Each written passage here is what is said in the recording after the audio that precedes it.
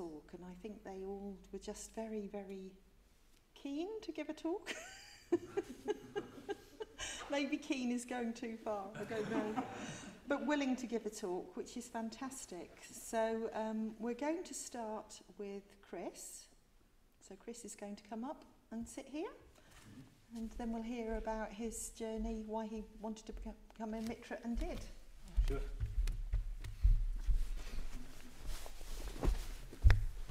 Hello there.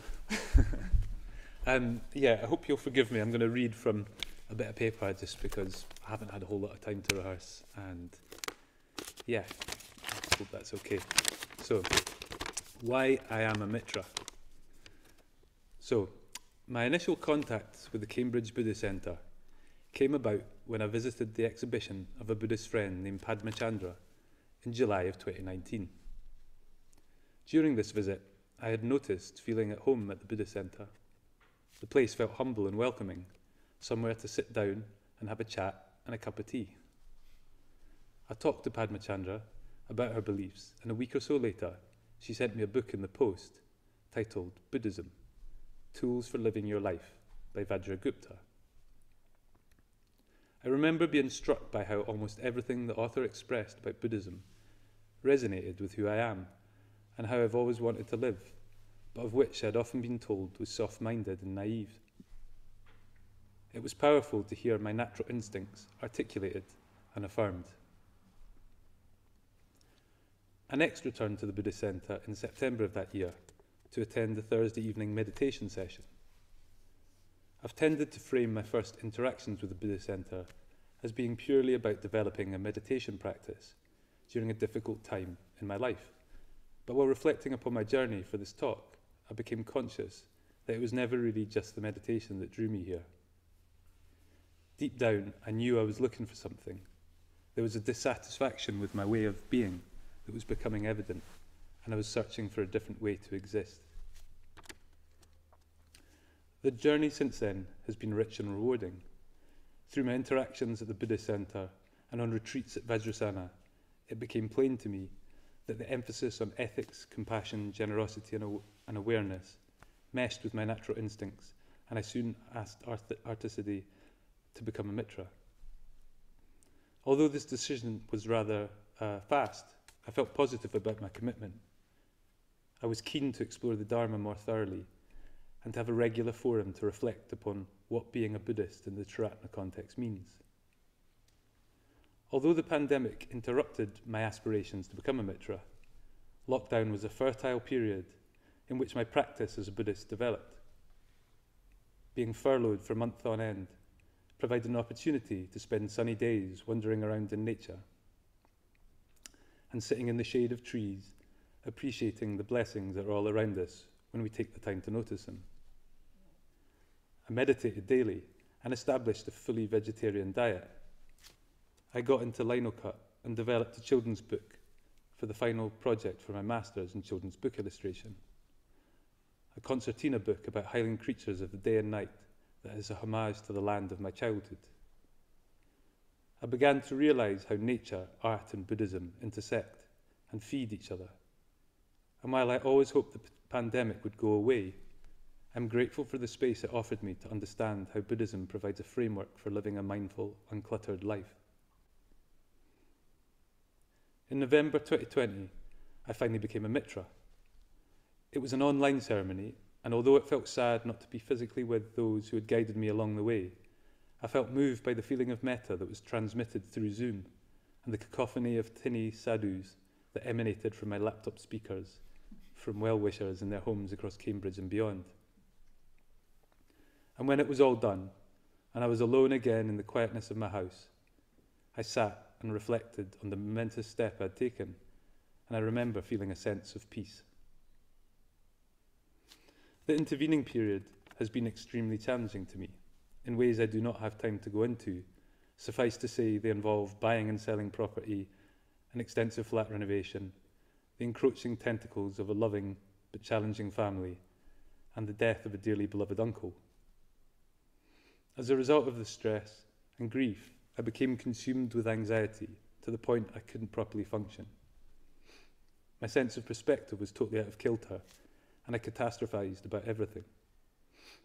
Although my inclination is to avoid antidepressants, if at all possible, I decided that due to a series of ongoing stressful situations, I needed some medication to steady the ship, and although initially this medication made my anxiety considerably worse, I eventually got back onto more of an even keel. In the midst of this tumultuous period, my Mitra studies started. My Mitra Group is a mixed online group for folk based in and around Edinburgh, my hometown, to which I will return after many years down south in October. Initially, I found it hard to connect with my group. I remember finding some individuals a bit irritating, and I often felt misunderstood. Even hearing the Dharma in a Scottish accent threw me. I think in my disturbed state, I yearned for familiarity, stability, and in that moment, any deviation from the norms challenged me. When I was in the eye of the storm, I think I felt a little bit let down by my Buddhist practice. For so much of the pandemic, it provided me with a structure and a way of transcending the difficulties of a more restricted life. A means to divine how to use the glut of time lockdown provided constructively. But suddenly, in the midst of a highly stressful set of circumstances, it deserted me.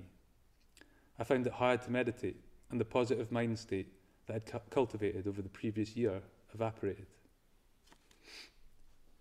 Reflecting upon this period now, I'm grateful to have been tested for the insights this difficult time brought. It taught me the importance of having the right conditions to absorb the Dharma and develop as a Buddhist, especially the support of a community of practitioners, both at a similar level to myself and of more experienced Buddhists to act as guides and role models. Furthermore, after a period of such richness and peace, I think I'd become a little bit arrogant about having found the answer. I felt that in finding the Dharma, I'd tapped into some kind of magic formula that allowed me to sidestep the pain and complication inherent to life. The tumult and anxiety I experienced over the first half of this year brought me back down to earth and provided the necessary reminder that I have responsibility for my actions, that growth takes place in response to the challenges that life throws up. That when things go awry, we need to dust ourselves off, reflect on our decisions, and try to act more skillfully moving forwards.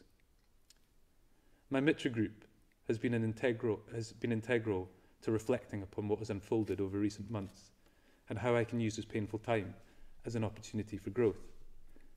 And as I've come back into myself, I've come to appreciate the different personalities in the group and the support we give one another. I've enjoyed hearing how each of us accesses the three jewels in different ways and to different extents. I like the way the studies themselves have challenged me and my relationship to the three jewels. For me, the jewels that pulled me in from early on were the Dharma and the Sangha, but I've always struggled with the Buddha jewel. It's been helpful to explore why this might be with my fellow Mitras. I have faith that this jewel will open up in time, but I've been encouraged not to force it and rather just to allow it to happen when my heart feels it.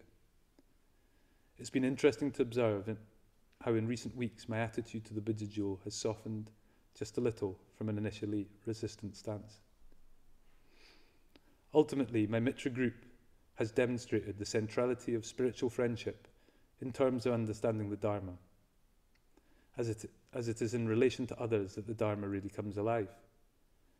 And since returning to Cambridge in May, this understanding has been emphasised even further. I feel such heartfelt gratitude for the compassionate support of my spiritual friends and guides here. I'm excited to continue my journey with the Scottish Sangha, but I'm deeply sad to leave this one. And although there'll be a greater distance between us, I hope the Buddhist friendships I've made here will continue to blossom through the years to come. I believe the Buddha himself said, "Spiritual friendship is the whole of the spiritual life." My experiences over recent weeks and months have borne this message out.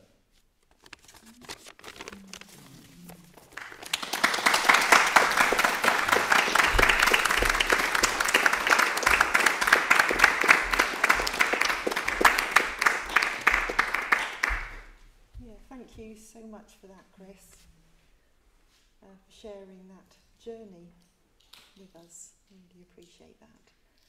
So we're going to have our next speaker now. We've got Jeanette. Welcome, Jeanette.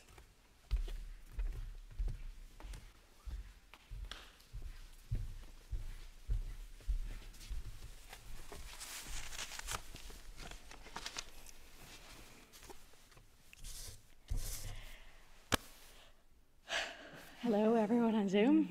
A little overwhelming when I first signed up for this. I thought I was going to be doing it from my house on Zoom, and it didn't click till last week that I was going to have to do it in this room. So, got the timer. All right, Chris, thank you. That was actually really beautiful, and I am really connected with that. So thanks for sharing that. Okay, so first, apologies in advance. I talk really, really quickly, and because I'm concerned about my 10 minutes, it's going to go faster. So I'm the oldest of 7, so I don't think that the speaker's probably going to be an issue with the microphone. Okay, so for those who don't know me, my name is Jeanette, and I have started kind of my interaction with Cambridge Buddhist Center in September 15th was the first class. And it was Ardacidi was leading it, and Amritavani, which I hopefully got right. I had nothing to do with meditation or with Buddhism before that, so it was just a straight out of the gate. So I Googled it. There was a class the next week. I signed up. I think like a lot of people, I came originally for the meditation and ended up staying for the Buddhism. That was how the journey went. I had always considered myself kind of through my adult life, with all those things we don't talk about in public, like your religion, your politics, your ethics, all that stuff, as kind of a hippie liberal. And so it wasn't till we got kind of into all of the classwork that I started realizing that maybe I wasn't a hippie liberal. And so when we got to the Four Noble Truths, that just kind of like hit as like a, I don't know, like an ethos shift. It kind of, I literally could feel the gears go like, dunk, dunk, dunk. Like, oh, of course that's true. Okay, next. And then we got to the law of conditionality, which, believe it or not, I totally understood and got right out the gate. And that also went, dunk, dunk, dunk, is like, permanent ethos shift.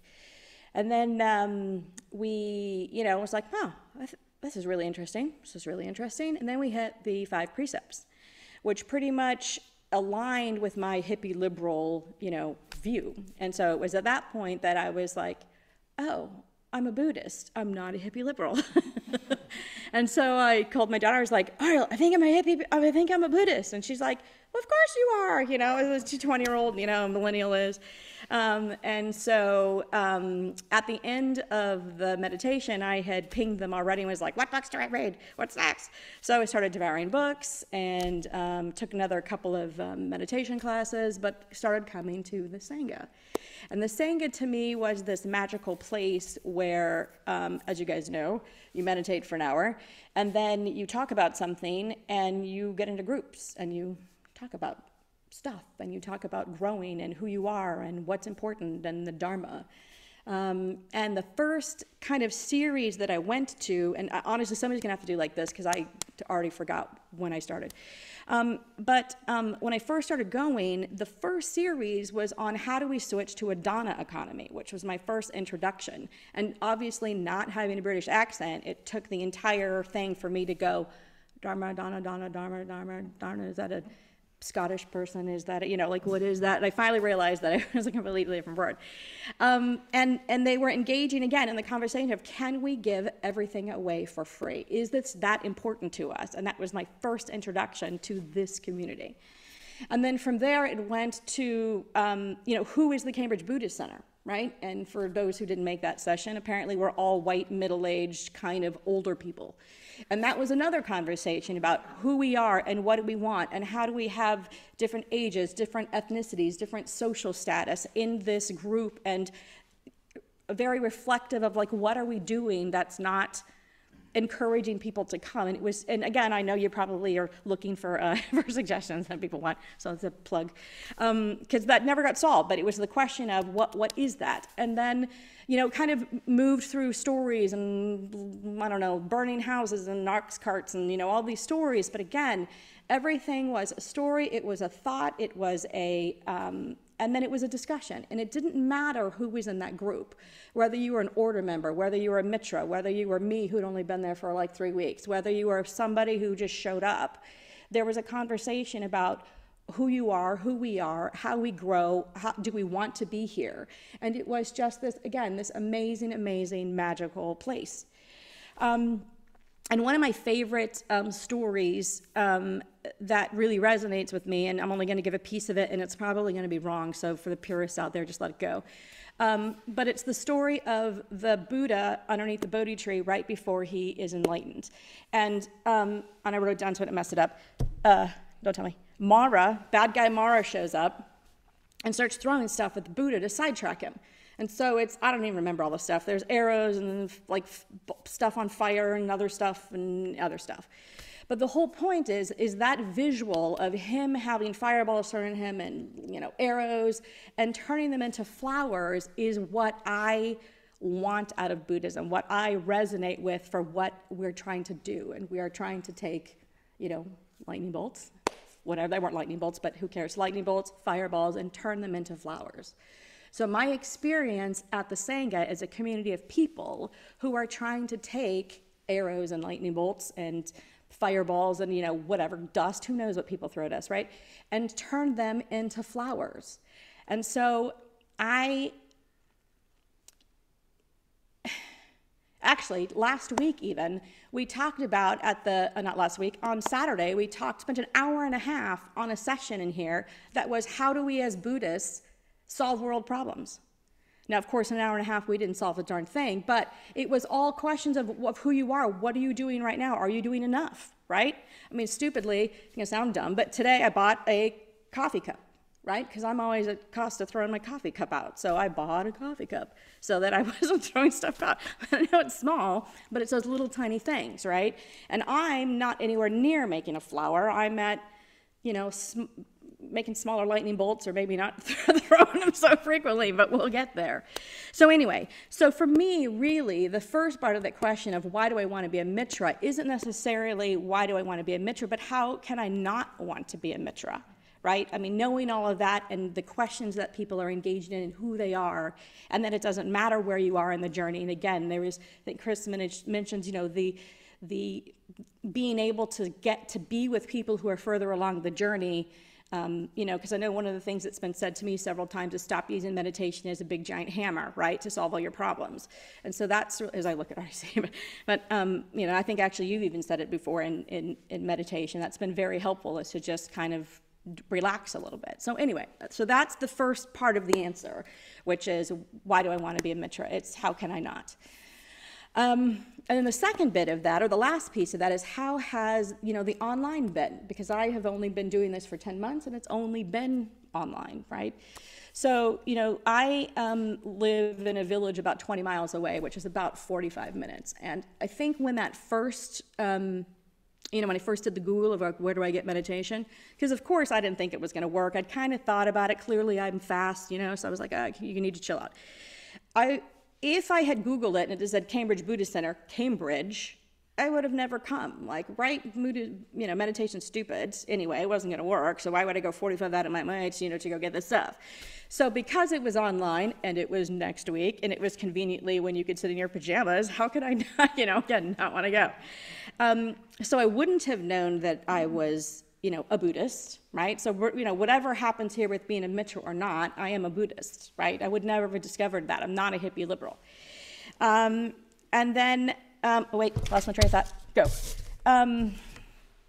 And I wouldn't have the meditation practice that I have now, right? Because I come to the Monday morning one and the Thursday afternoon one, and I am you know, honestly, just a horrible meditator.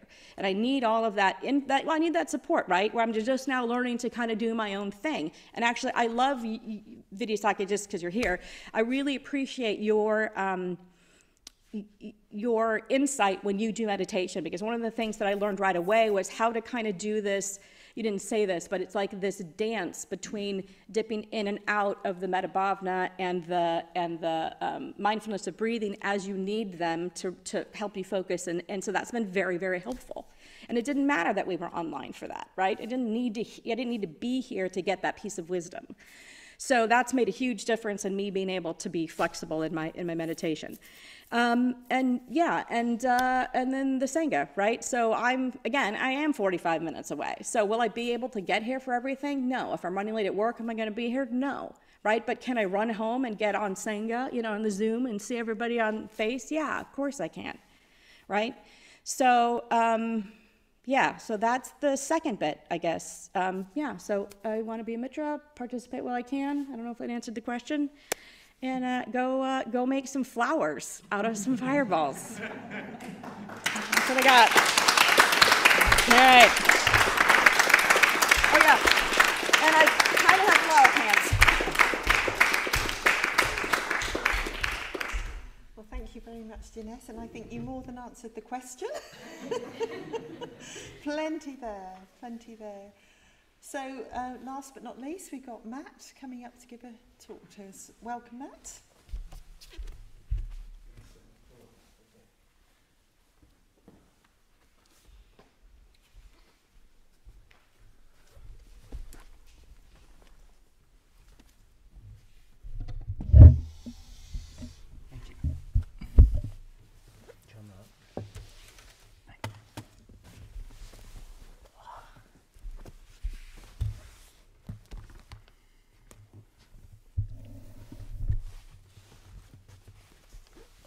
Different view from here. That's the only way around. Oh, I'm gonna have to let my heart settle after that, Jeanette. That was.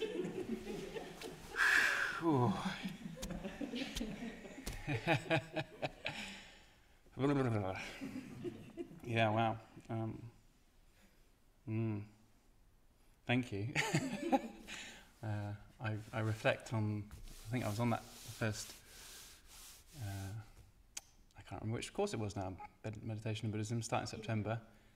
And I remember being behind this curtain with Arthur City, and I will admit it, that instantly your input was like a firecracker. It was really direct and enjoyable, so thank you. 10 minutes, wow. I think I've been a bit complacent with how easy I thought this might be. It was like 10 minutes, I could easily talk for 10 minutes, which is definitely true, but can I say the right stuff? I don't know. Is there a right stuff to say?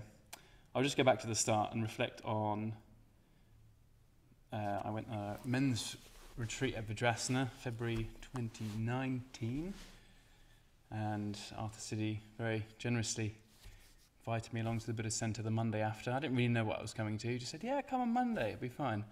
Get in the room at the back of the centre. And then I find that I've embarked on a 4-year journey towards becoming a Mitra. So I was like, great, well, I mean, that decision's been made for me. So, but thank you for that suggestion, because it was a suggestion, and I took it up and ran with it. And yeah, I definitely can't do the journey so far justice in 10 minutes, but I'll do my best to give a vibe of how I found my experience.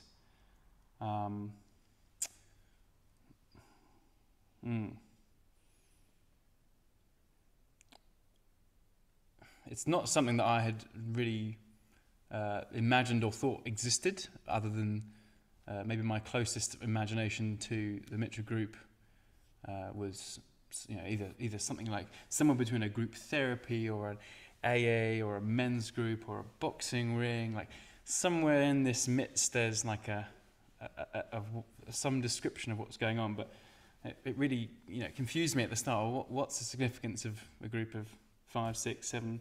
I think there's actually 9 of us who have at some point been in the room together. What's the significance of people being, and men specifically in this case, being together? And I still don't really have a good answer to that question, but someone I think said at a time, it's just different. We don't know why, but there's something about that container which we're creating which is different. And that's definitely true from my experience. I can't really say why, but something about just being able to be completely free with what's coming up in your life, what you think about particular ideas without that fear of judgment, and with the faith that people will sort of give you a fair and true reflection without trying to like mate you up to you necessarily or get something out of your friendship.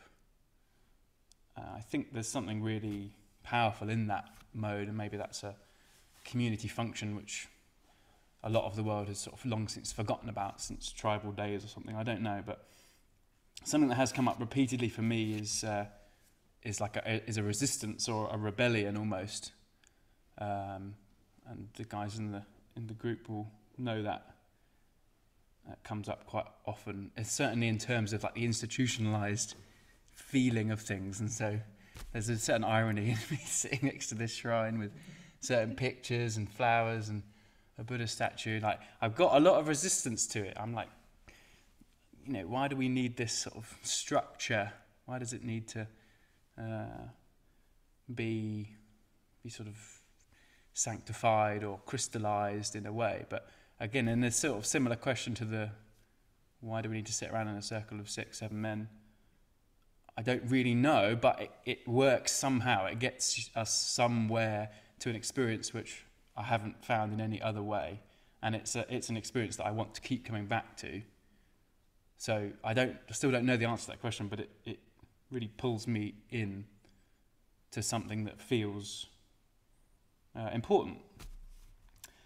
I might risk saying some explosive things, but I was having a discussion with Shubhanaga recently about, maybe sometimes, and I think some of the other speakers said something along the lines that this place feels very safe, and although it does, maybe it doesn't always need to feel safe.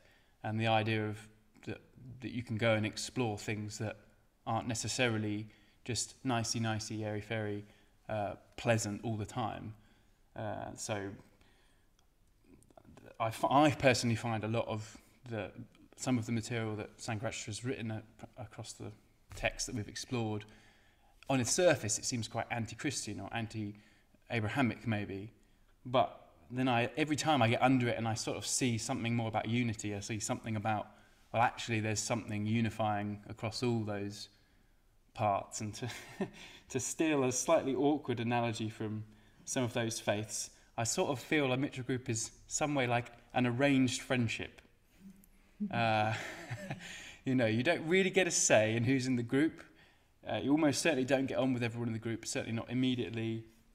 People rub each other a little bit the wrong way at some times, but you've made a collective commitment to run with it and see where it goes.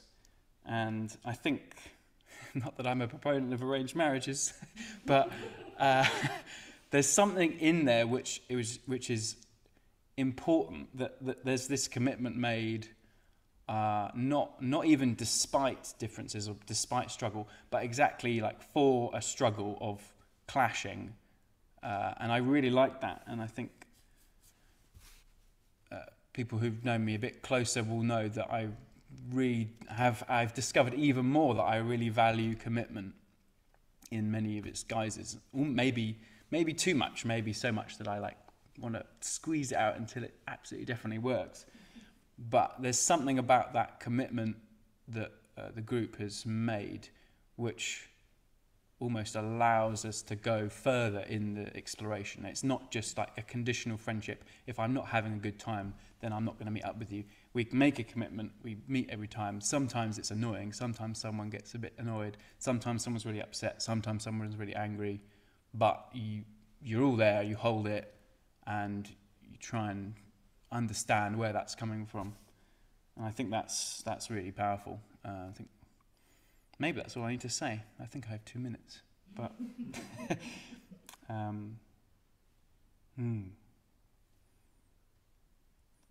I've made a comment here to say don't get too political. But I will reflect in the last 2 minutes on the first day that I came to the Buddhist Centre, which was nearly 3 years ago now. And it was at the height of the start of some of the climate protests, and I came in very much with this bit between my teeth of, and this does link into something that the others were saying, this idea of we need to act now. The world is burning, which maybe it is, quite literally in some places. How can you be sitting on these cushions silently, not doing anything? And I definitely still feel that question. It hasn't gone away. And yet I definitely recognise the importance of not only being together as a community, but also being more connected with our own processes and therefore the collective processes. And if we don't have those together, if we just go out screaming into the streets, fire, fire, fire, and it doesn't land, we may as well actually not have done it. So that's where I currently am on that trajectory of thinking. And that I will leave it there.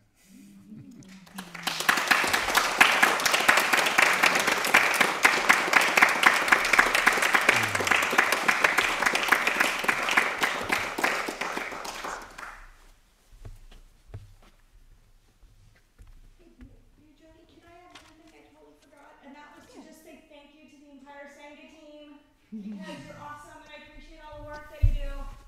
Okay, that was all I wanted to say. I totally forgot that. It's all I knew.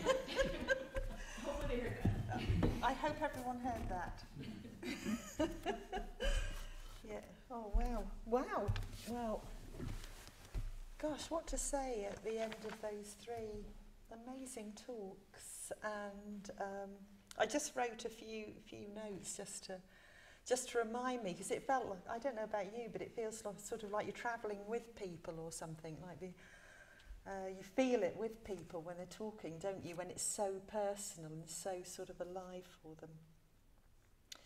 Yeah, so I was thinking, about Chris, just really, I thought what you were saying about the challenges, finding the practice, and then it was marvellous, and then really hitting some significant challenge there, and then going beyond that and really touching back into your practice and seeing the insight, getting insight through that. So thank you for sharing so openly. That was really marvellous.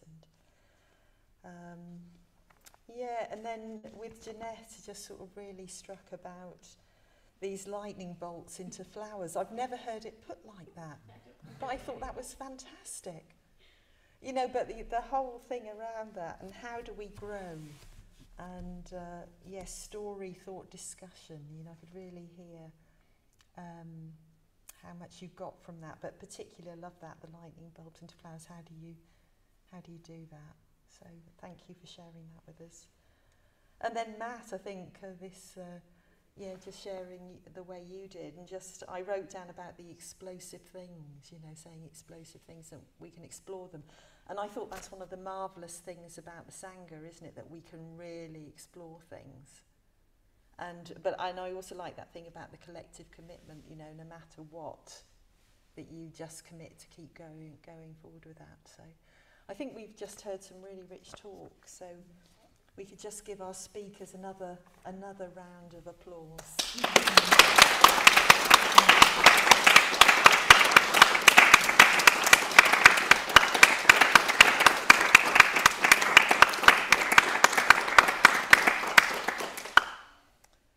Okay, so what we're going to do now is we're going to have an opportunity to go into groups, like Jeanette was saying.